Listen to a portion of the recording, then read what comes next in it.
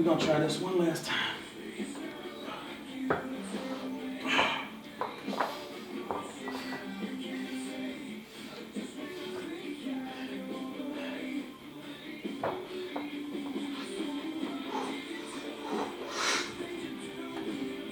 Yep.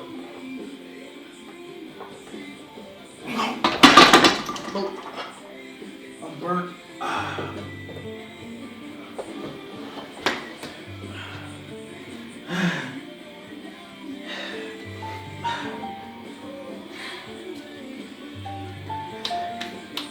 Burnt out. That's it.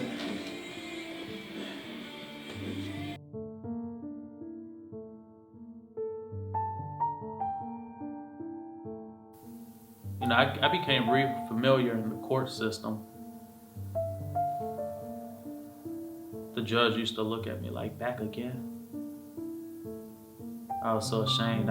Sometimes I didn't even want to look her in the eye, or if I was upset, I would just stare her down, knowing that's not going to get me nowhere. I was upset with everyone else but myself and why I was at where I was at. I was never taking credibility for my own actions.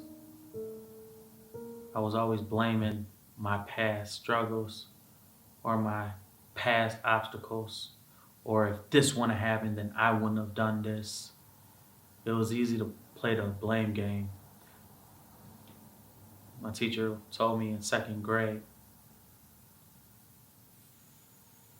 for every finger that you point, you got 3 more pointed right back at you. Good as I am. Mm-hmm. Because everyone wants to believe that they look good, that they are acceptable people per se. Mm-hmm. Not necessarily, oh, I look good, look at me, but I would want everyone to look at me and say he's an acceptable person. And if I could step into a room and everyone looks at me as if I'm an acceptable person, I'm going to be more inspired to want to change or challenge the community and where I'm at to inspire them to do the same.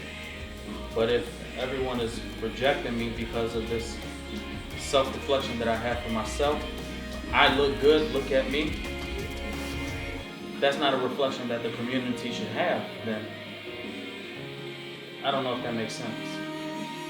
I follow you.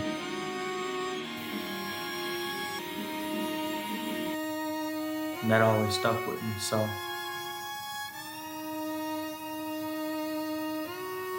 I always try to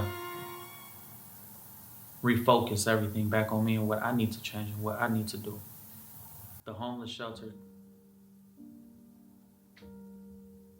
was what I needed in order to change. I needed to lose everything. I had to give up all that I knew. I'm gonna let you go, okay? You have a good day. Wayside. So she she drove all the way over here, pulled up right in front, and she was like, good luck. I think I had like a little shot on me, and I took a shot, and then right before I went in, I just said, man, God, if this is supposed to be, or if this meant to be, then here's your shot to work on me. That was it. That was it.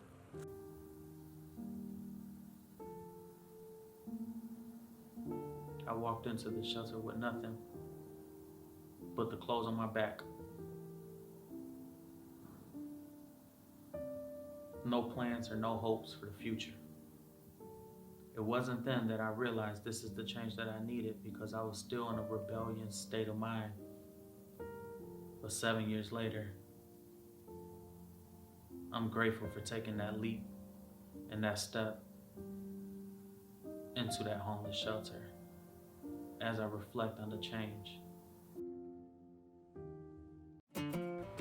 You ain't expect to see me, huh? What you mean call your phone? Oh, Me? player. No. Nope. Hold on. 217. No. What is it? My number then. Ah, man. Jesse was here with me when very first day I came in here. Homeless, huh, Jesse? Yeah, we was How'd I rock look? bottom. How'd I look? Rock bottom. I was in Crazy. bad shape, huh? What you mean crazy? Crazy as a rose lizard like me. Look at him now. Man, Jesse, it's a Come a blessing. long way. It's a Yeah, blessing. God is good. All the time. As I reflect on the change, all I needed for that change was a belief and a support system. And I'm a firm believer that if you believe it, and if you really believe what you believe is real, and you have a support system to back you up, there's nothing that can stop you from overcoming any obstacle that's in your way on your journey. My belief is in God and God alone. And my support system, as of today, is the fitness community.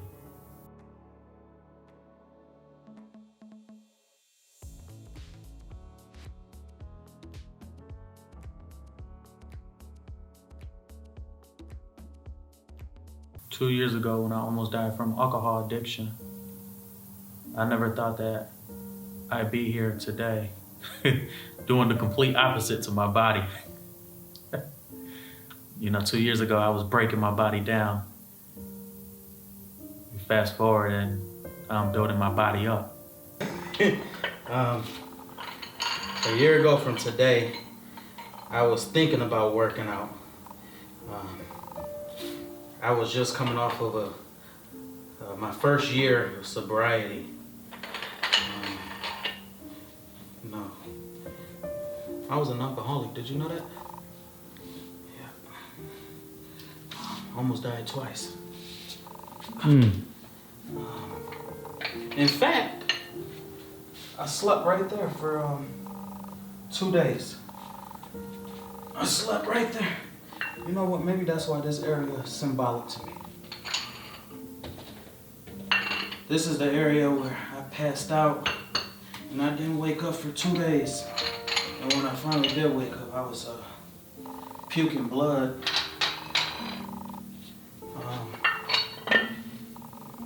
My stomach was bleeding.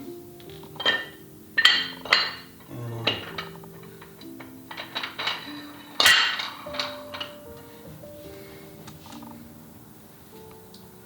right after I woke up and I was puking blood, the first thing I did, the only thing that would relieve the pain, is to consume more alcohol. So, of course, I drank more. After just being in a deep sleep for 2 days, I drank more. And then called a friend and said, man, I got a problem. I don't know how much longer I'm gonna be here.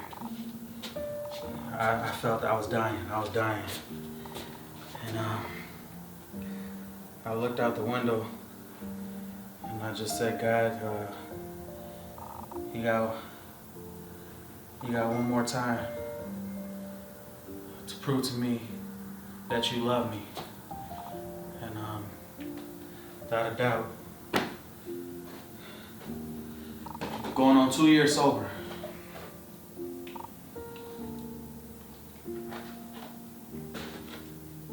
You're getting stronger by the day.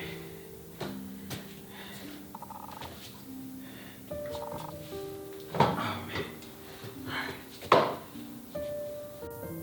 The workout that I perform daily is a reflection of the amount of effort that I have to put in daily to overcome the past and the suppression that it has on me. Either I can let it subdue me, or I can take the lead and overcome it. And I do that by constantly training and preparing myself. Because without training or without preparation, you're doomed to fail. Nobody wake up and just say, I want to read this book today. and I want to learn about giving back. Nobody wakes up and say, you know what, I'm gonna go give back today. It's a virtue ethic. It comes through character development, and that comes through consequences. Nobody can teach you that. It's something you have to learn yourself, and nobody wakes up and says, I want to learn this today. That's just something you can't just wake up and say you want to learn. It has to find you at your lowest point. It has to find you at your happiest moments. And sometimes our happiest moments is a reflection of the past of where we were. So, majority of my knowledge comes from those consequences of the place where I once was. So as I'm on my journey to 315, it isn't a weight that I am trying to press to please the bodybuilding community. It isn't a weight that I am trying to target to become a power lifter. It isn't a weight to fit in as the stronger guy. And I think that's I think that's how some places, like some neighborhoods, get. You get one person that buys a pair of Jordans. They come to school and they're like, look at me, look at my shoes. And then the next day, got Alan and Timmy with the same kind of shoes, and they're like, look at me too. And the person who originally brought the shoes, now they feel like they have to get a better set of shoes. So now it's a war. Now it's butting heads. It's more, look at me, look at what I can do. And now imagine that just spreading like a wildfire. Everyone's, look at me. And it gets corrupted. And everyone's against one another. There's nothing being built up. There's no objective. There's no end goal. It's purposeless. It's a purposeless way to live. Constantly comparing or trying to be better than the next person, when in reality, we all need one another to be better.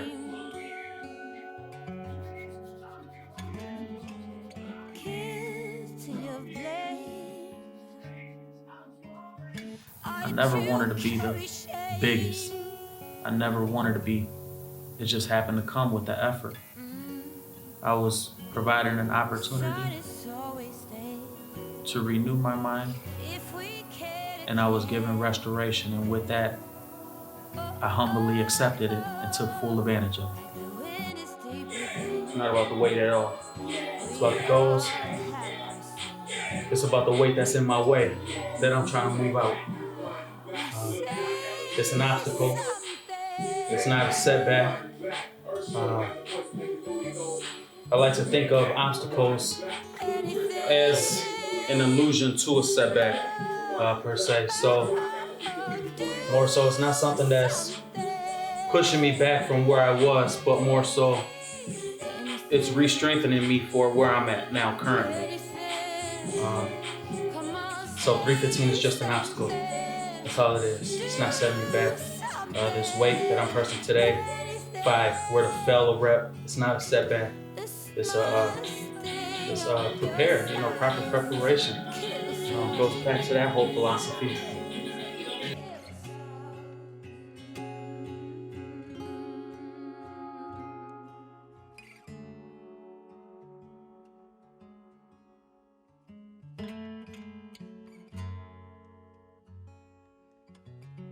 It's more than a number.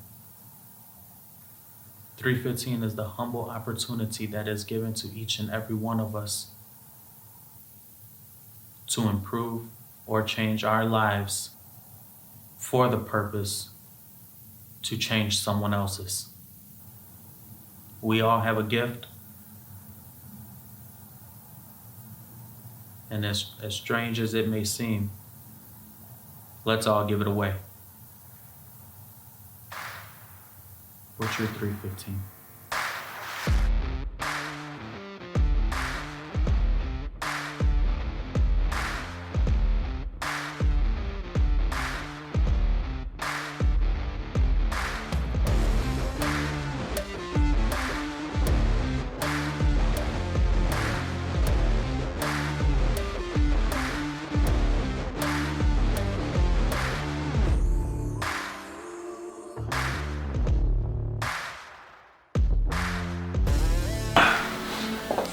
feel good.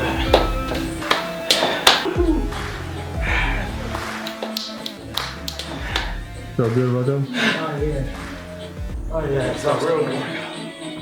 Exhausting. You want to talk about struggle? I know what it is to struggle. You want to talk about starvation? I know what it's like to go hungry days on out. The road to 315 is a reflection of my road to success. You see, setting a goal and striving for change, in addition to my past tribulations, conflictions, defines who I am today. All of the hopelessness and pain and struggle that I wished I didn't have is everything I needed in order to be who I am today. You see, that's what prepared me for my road to 315 today. It's not overnight success. The decision to leave everything behind is what made me what I am today. So many people preach that changing is not real. Changing your character is a fake character. Applauding those who remain real. But sometimes the situation you're in is not even real within itself. Hopelessness and destruction is now a thing of the past. For me, 315 is a reminder of where my hope lies. Although we live in a world full of hopelessness, brokenness, and pain, 315 is a reminder of my hope, which has produced my faith. What's your 315?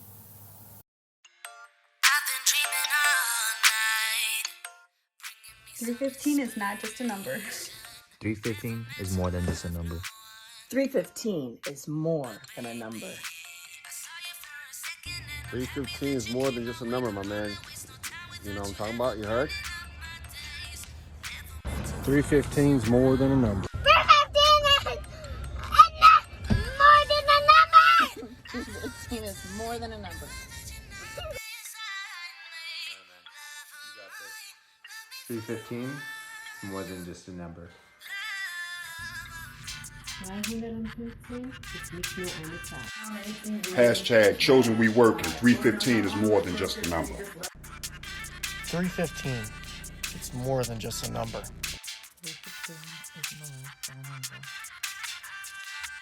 315 es más que un número.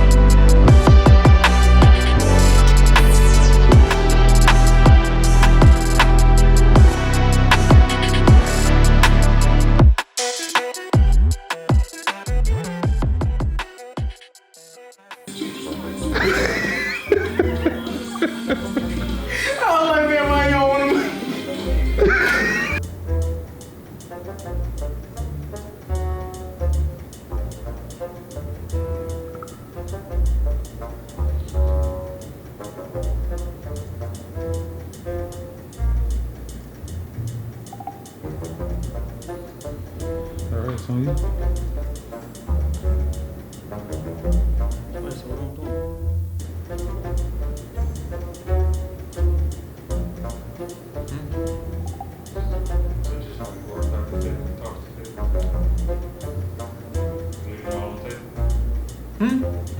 Just like, all right, I got it. You got it? Yep.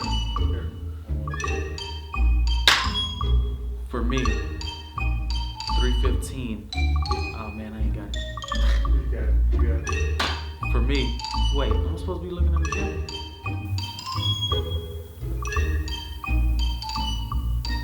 That's really